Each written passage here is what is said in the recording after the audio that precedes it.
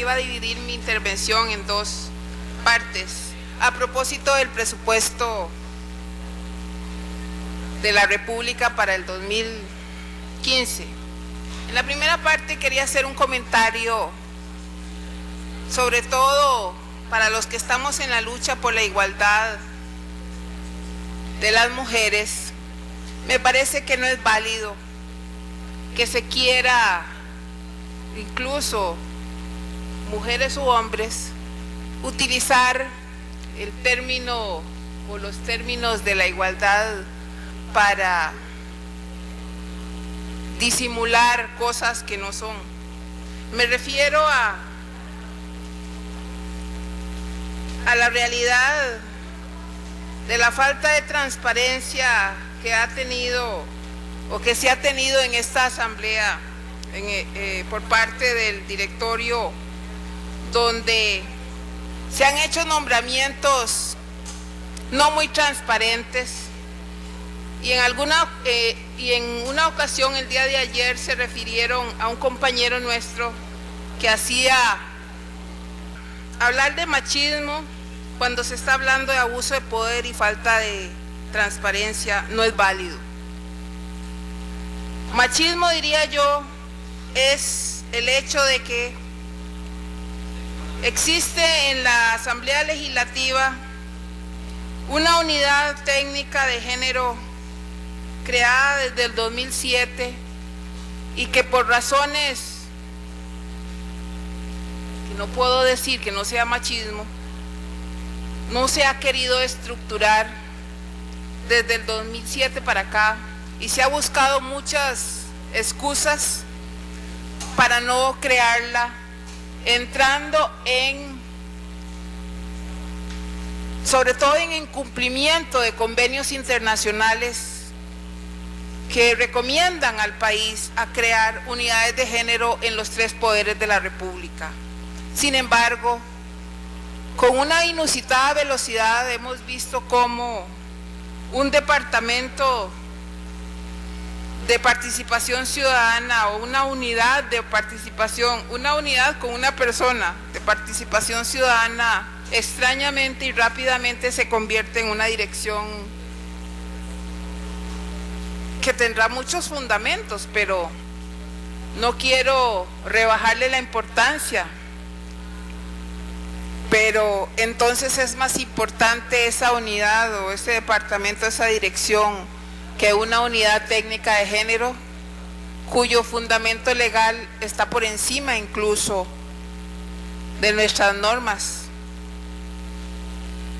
Son preguntas que uno se hace cuando ve algunas incongruencias y sobre todo cuando se habla de machismo para proteger o para encubrir acciones que no son correctas y no son transparentes.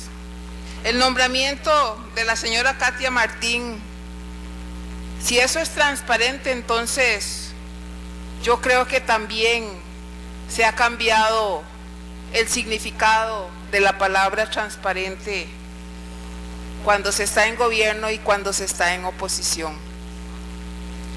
En ese sentido, sigue siendo válido el tema de machismo, pero para la constitución de la dirección, ojalá, técnica de género de esta Asamblea Legislativa, que paradójicamente una de sus funciones, de acuerdo con la política, es precisamente analizar algunos temas que algunas personas no quisiera que se analizaran, como el acoso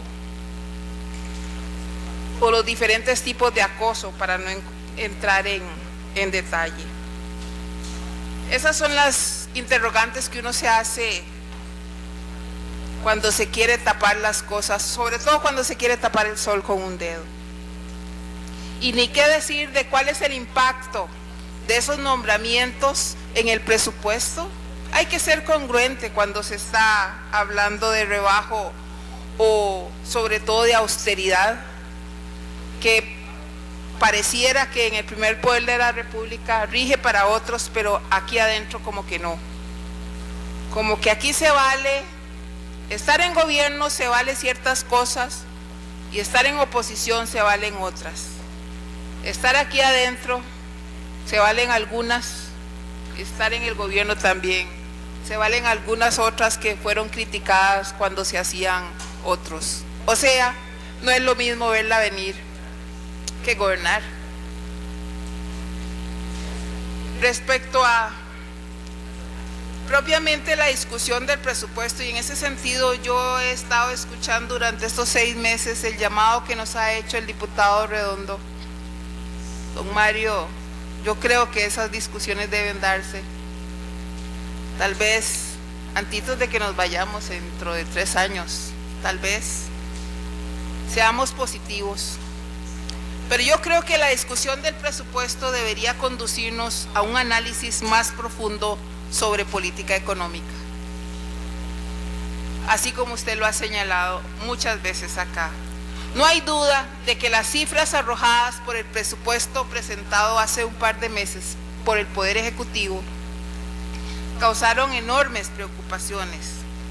Enfrentamos un déficit primario que supera el billón de colones.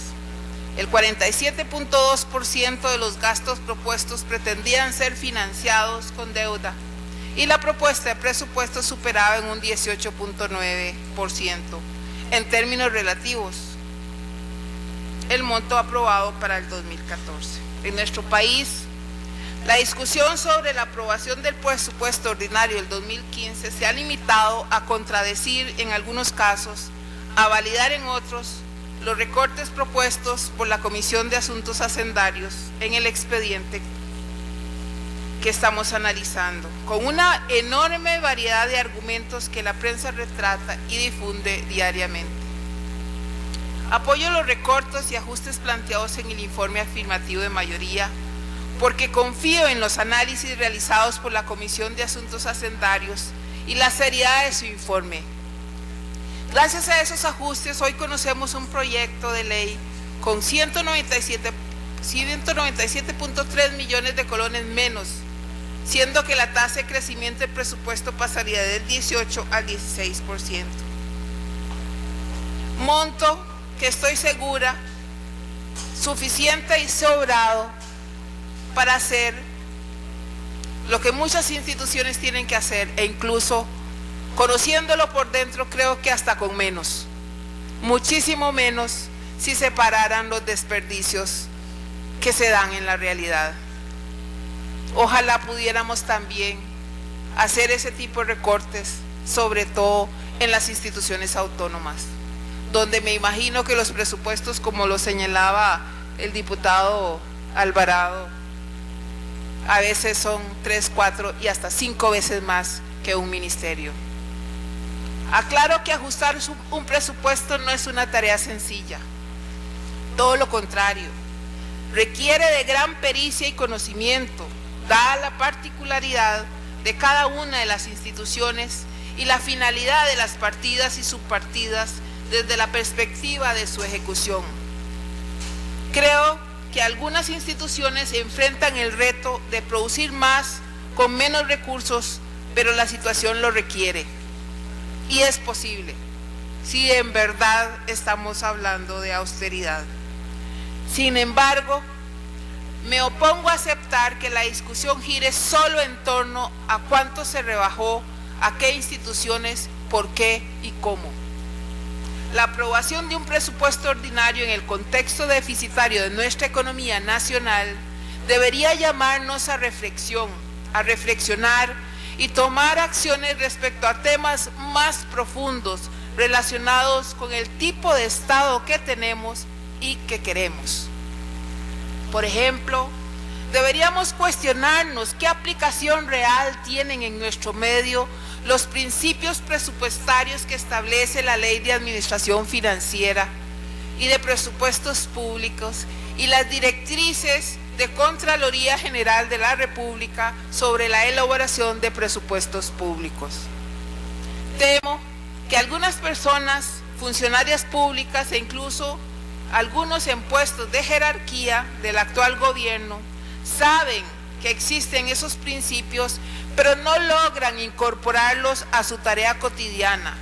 Los creen etéreos o impalpables, y esto da como resultado, a final de cuentas, presupuestos mal confeccionados o poco estratégicos. La suma de estos presupuestos confeccionados deficitariamente da como resultado un proyecto de presupuesto nacional desapegado de la realidad y con incongruencias innegables. Dentro de estos principios me atrevería a decir que existen por lo menos tres muy ignorados en nuestro medio. El principio de vinculación del presupuesto con la planificación institucional, el principio de programación, es decir, que los presupuestos deben expresar con claridad los objetivos, metas y productos, y el principio de presupuesto como instrumento para la medición de resultados, algo que muy pocas veces se da en la administración pública.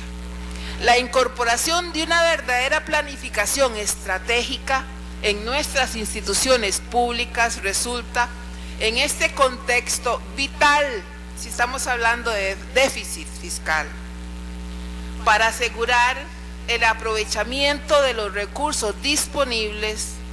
Estamos hablando de eficacia y eficiencia y la consecución de resultados de calidad, algo que en muchas instituciones que prestan servicios creo que no conocen el término.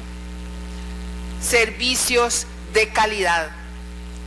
Por su parte, los presupuestos por programas no se limitan a que se describa la misión institucional y programática, los objetivos específicos, las metas de gestión y los indicadores. De hecho, según el informe de mayoría, estos datos se incorporaron en el proyecto. Lo que se requiere es que esa información no sea repetitiva o consignada de manera machotera para cumplir con un requisito, sino que verdaderamente lleve tras de sí un proceso de trabajo a conciencia, de análisis y de discusión. Además, si el presupuesto no contiene herramientas certeras para medir resultados, la identificación de responsables y el seguimiento de rutas críticas para cumplimiento es sencillamente imposible. Mientras estas perspectivas no se incorporen en la gestión pública, nos enfrentaremos año a año a la misma situación, es decir, la aplicación de medidas paliativas como los recortes, pero no curativas a largo plazo, en un contexto de déficit económico. Sé que hacerlo implica innovar, cambiar, una palabra que se usa mucho aquí por el nuevo gobierno, renovar, y estas acciones generan en el ser humano mucha resistencia. Pero señoras y señores del gobierno, hay que aprender a lidiar con esto. Además, los cambios deben partir de un conocimiento claro del país, de experiencia y de firmeza. La planificación estratégica a nivel micro en cada institución estatal y macro a nivel país implica la fijación de prioridades que, ya lo he denunciado insistentemente, el actual gobierno no tiene claras. Sin prioridades claras marcadas desde la presidencia, cada institución toma un rumbo propio y defiende sus intereses que, lastimosamente, no siempre son coincidentes ni abonan a la satisfacción de los intereses nacionales. Tal es el caso de las instituciones autónomas, cuyos presupuestos constantemente son denunciados como exorbitantes y con altos porcentajes de subejecución. No lograremos contención del gasto en el sector público hasta que el gobierno priorice, decida y actúe. La discusión sobre la aprobación del presupuesto nos trae también otra lección. Contar con una economía más saludable en el país es responsabilidad de todas y todos, independientemente de a cuál de los tres poderes pertenezcamos.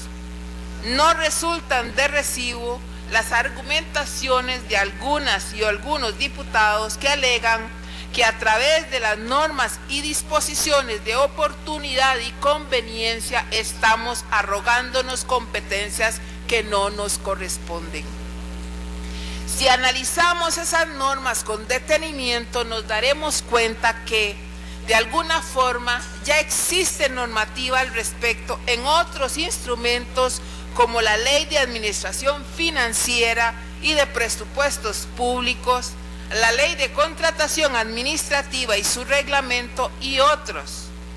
Por lo que estos artículos incorporados al proyecto no son más que reflejo de un deseo de los legisladores y legisladoras de remarcar conceptos y disposiciones que hoy no se están cumpliendo.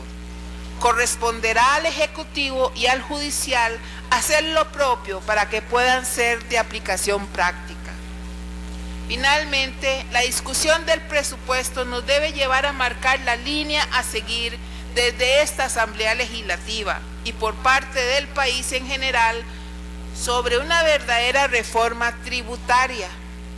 Esta reforma debe ir de la mano, tal y como en otras intervenciones se ha definido, al control adecuado de los disparadores del gasto, pues de otra forma no puede ser más que nociva.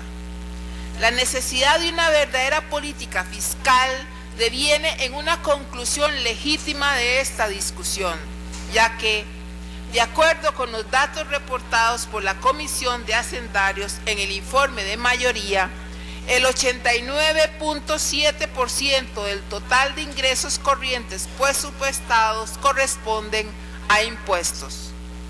Y ya basta de responsabilizar a administraciones anteriores de la situación económica actual del país.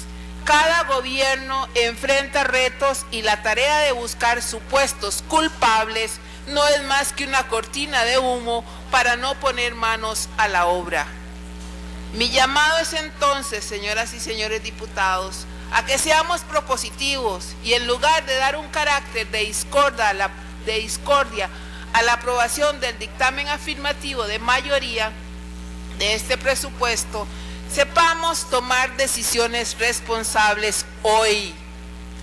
Pero, más allá de eso, aprendamos las lecciones de fondo que este ejercicio de análisis nos ha dejado y asegurémonos de que Costa Rica cuente con un verdadero norte en materia económica. Solo así, estas discusiones habrán valido la pena.